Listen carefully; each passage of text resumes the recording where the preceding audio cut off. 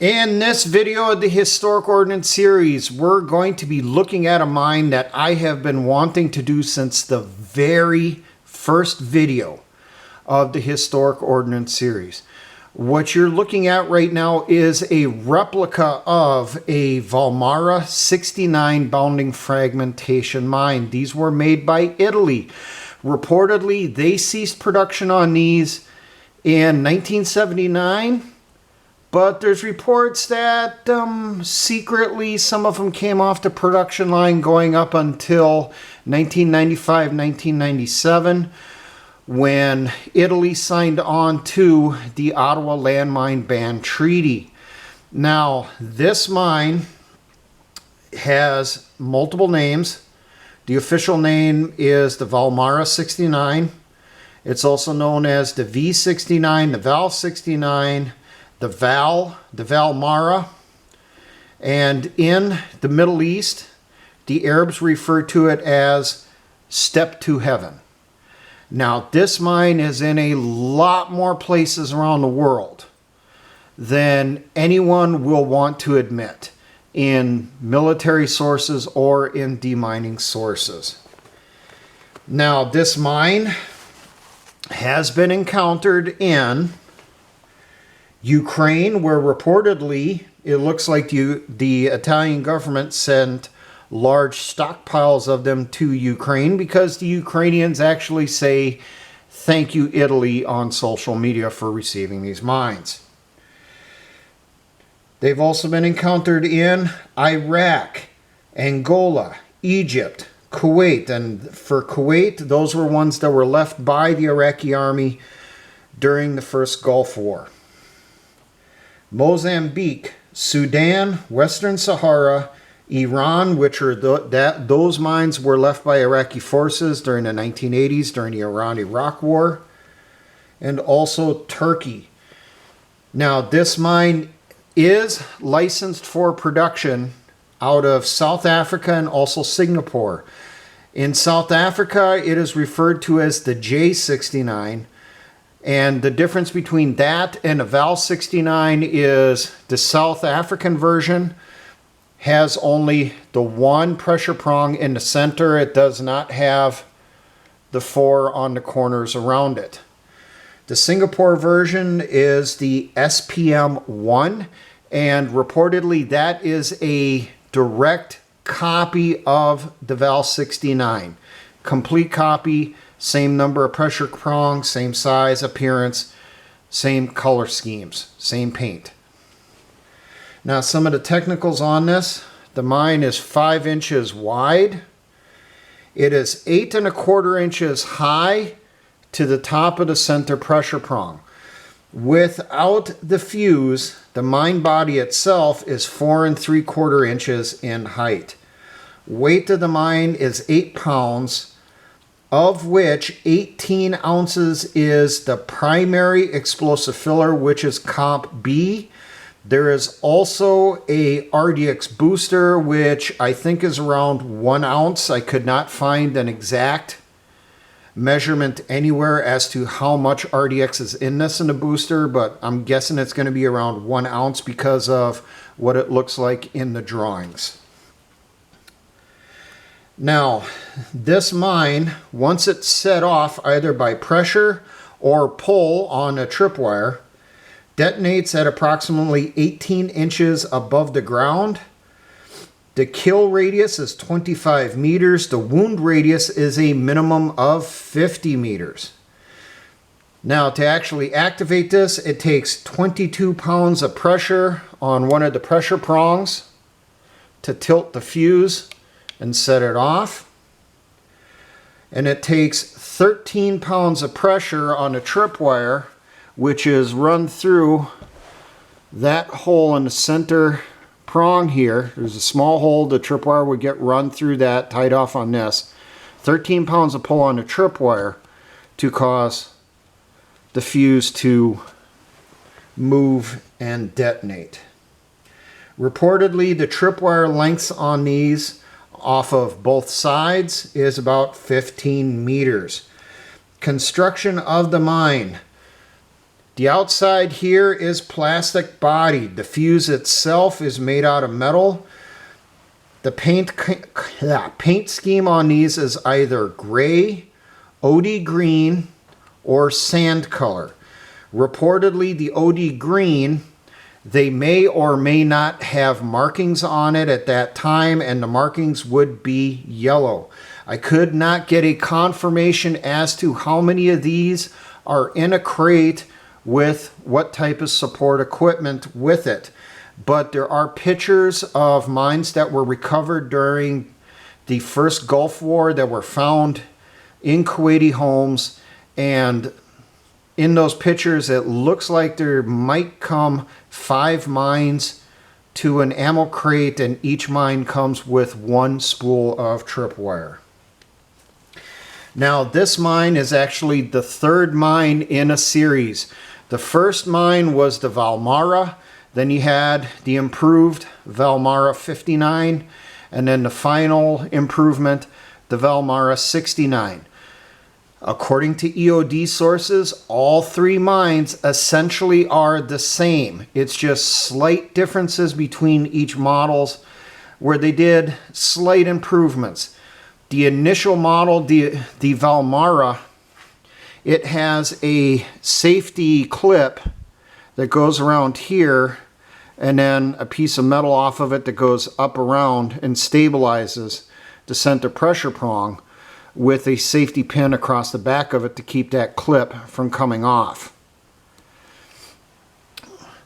With the Valmara 59, they went away from that big metal clip to just a regular safety clip, which actually goes through here on both sides of the fuse, and it just slips in like that into those points to stabilize the fuse.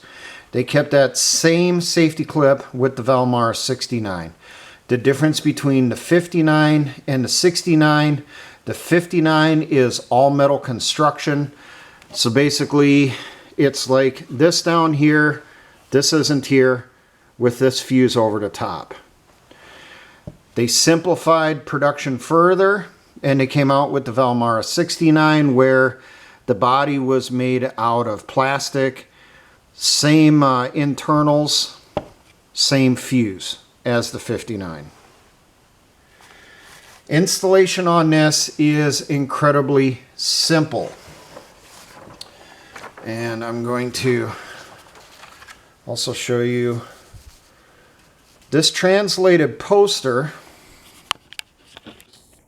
which is straight out of the Italian manual for the mine.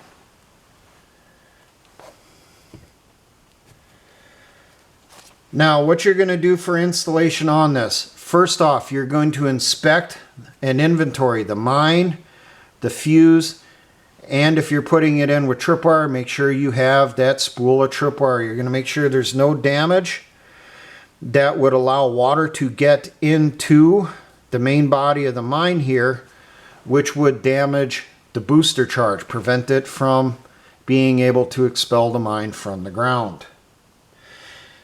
There is on the very bottom in the center here, you can kind of see down here, there is a filler plug, and this filler plug is where that booster charge is put inside to expel the mine from the ground. It's filled through here at the bottom. That is not a secondary fuse well. You also need to make sure that there's no garbage on the inside of the mine here and in either of the detonator wells. There's 2 detonator wells inside here. Make sure there's no garbage inside those. Everything passes inspection. You take your materials to the emplacement site. When you're at the emplacement site, you are going to prep it. If this is going to be above ground, you're going to have to tie it to a stake or a fence post. But these are typically emplaced in the ground. So when you dig a hole in the ground, you're going to dig it to 6 inches deep. You're going to want the top of the soil to be up around here, just over the top of the fuse. Make sure that the mine will just slide right down in there. Once the hole is prepped, you're going to lower the mine itself into the hole. Make sure it is nice and stable. If you have to add some extra dirt around it to keep it nice and stable, you're going to do it at this time.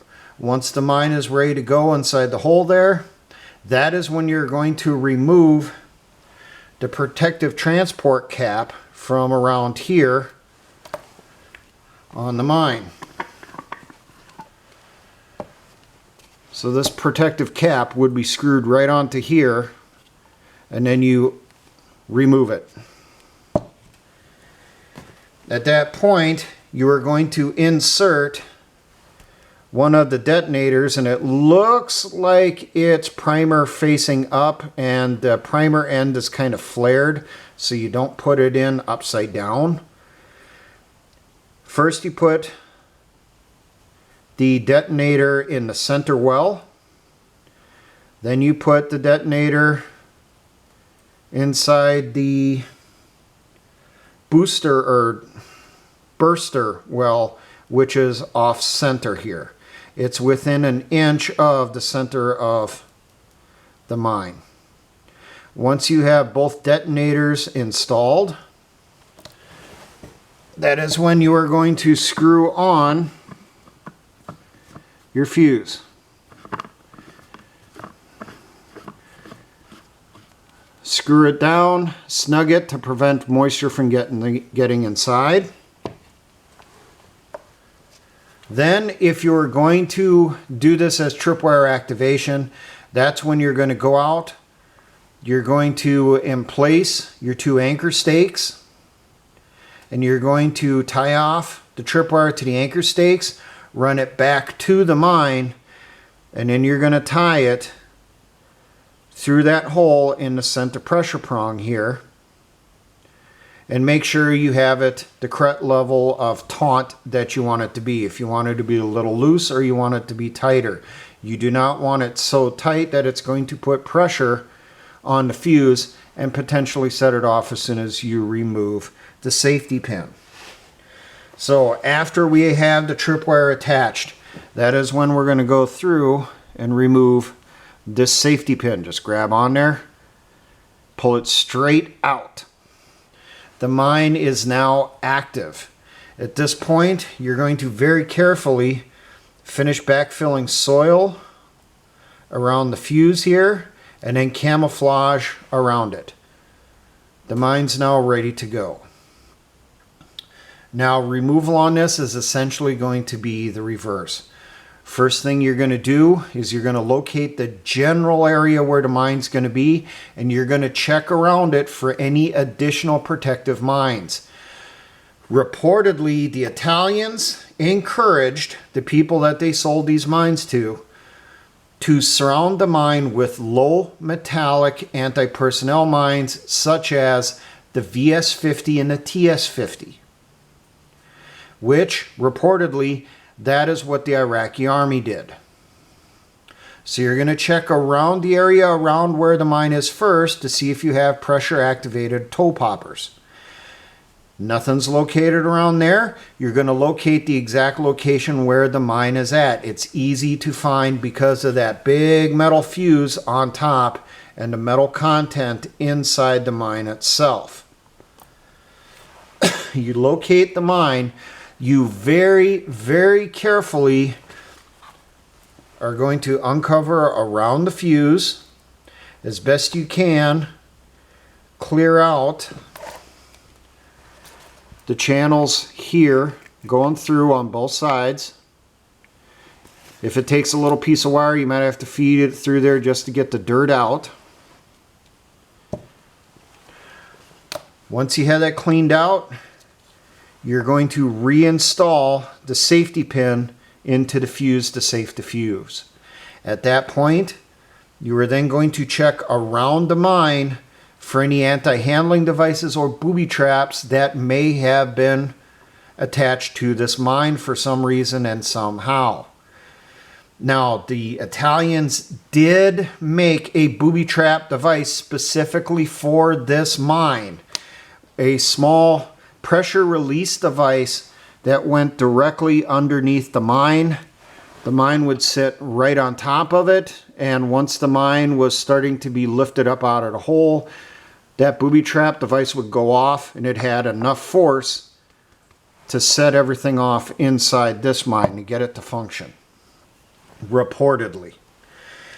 Did they export that booby trap device to other countries? No one is certain. But there is the warning with deminers to always check for that just in case.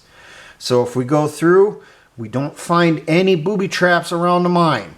At that point, you're supposed to very carefully, while the mine is in the hole, unscrew the fuse first with the safety pin in it, set it to the side, then reach down in the hole, carefully remove the mine, set it to the side, turn everything into the mine dump for later reuse, or take the pieces to the disposal site for destruction.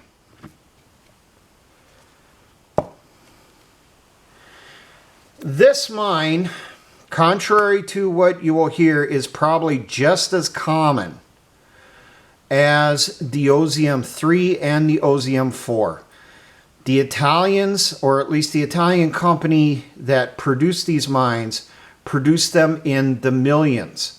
And they actually got sued by the United Nations in the 1990s because they went around United Nations arms ban acts, decrees, and that stuff. And the company was selling these mines to prohibited countries, such as Iraq. That's how it was found out that the company was doing that. And the records that were recovered from the Iraqi military led to the downfall of the manufacturer of the Valmara 69. They went bankrupt because they ended up losing their case in the international courts because they clearly did violate the arms embargoes. Was the CIA ever fingered or pointed at during the investigations? No. But I believe personally that they were just as guilty as the manufacturer because they were typically the ones that were purchasing them from the manufacturer and sending them to embargoed countries because they supported one side or the other. So this is a mine you do need to be aware of. It is incredibly common. It's also exceptionally easy to identify. Whenever I came across pictures on this stuff or ever encountered them in the desert, you know, as soon as you've seen this general setup for the pressure prongs on top of this big ball fuse here, you knew right off the bat you were dealing with some type of valve. Whether it was a 59 or a 69, and truthfully didn't really matter. You know, if we were told they had to come out of the ground for destruction, we removed them from the ground and then identified them. If we weren't supposed to remove them, which was more of the SOP, you just leave it in the ground, you prep your charges, and then you blow the mine in place. And you didn't bother to identify it more than, hey, I found a Valmara. Well, was it a 59 or 69 or just a plain Valmara? Don't know. I didn't uncover enough of it on the sides to identify. Okay, good enough. One more Valmara bounding fragmentation mine down on the list. Okay, blow it up. And then it was gone. So, there you go. The Italian Valmara 69 bounding fragmentation mine. Now, for all my engineer brothers in the Patriot and militia movements, always remember essayons.